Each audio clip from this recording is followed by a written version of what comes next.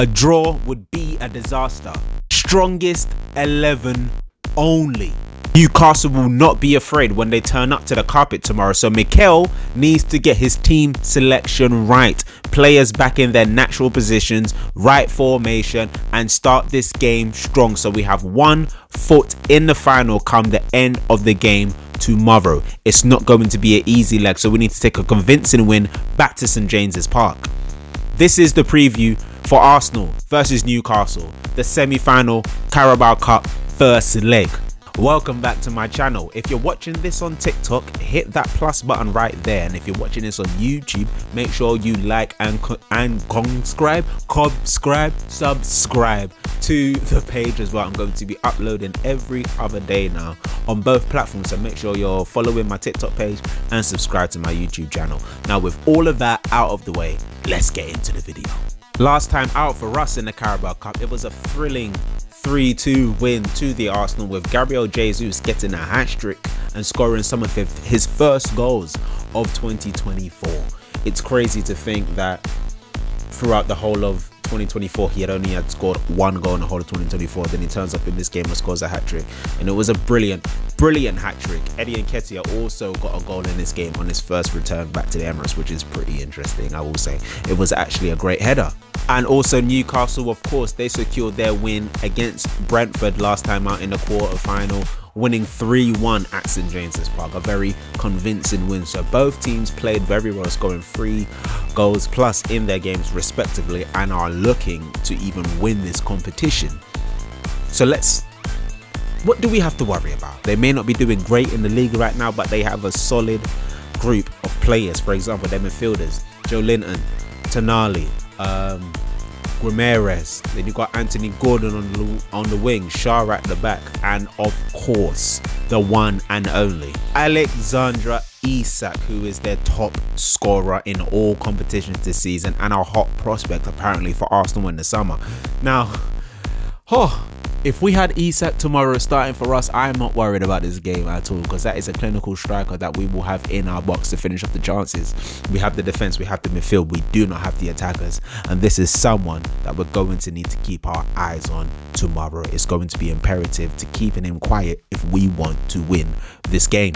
And don't forget, they've already beaten us at their ground 1-0 this season. Albeit at their ground this season in November, they have beaten us 1-0. It wasn't at our ground, it was at theirs, but they have beaten us. So this is why they're going to feel confident going into that second leg if we don't do great in this first leg. That's why this first leg is so important. Now, the worst news of the weekend was that Nwaneri actually came off with an injury on Saturday and wasn't substituted at halftime for a yellow card. And in speaking in his press conference today, Mikel Arteta confirmed that Nwaneri will be out for at least 3 weeks with a muscular injury, and it's a big blow to this youngster because he was playing so well, especially in the last week, and staking his claim for the first team.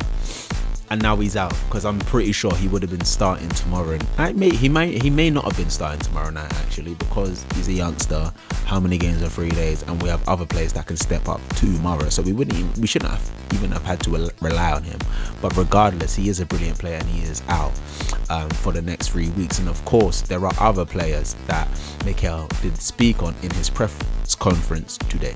Kai Havertz could return to the squad tomorrow. He did say the last time he did think that he was going to be available, he ended up not being available. So the hope is that he is available for tomorrow's game, and that is it's another piece of firepower that we might be able to add to the bench tomorrow, because right now it's looking very, very bare. We know Saka's out, Ben White is still out, Sterling is still out, apparently he's close to return, but he is still out as well. And as well as we know, Tomiyasu being still out as well.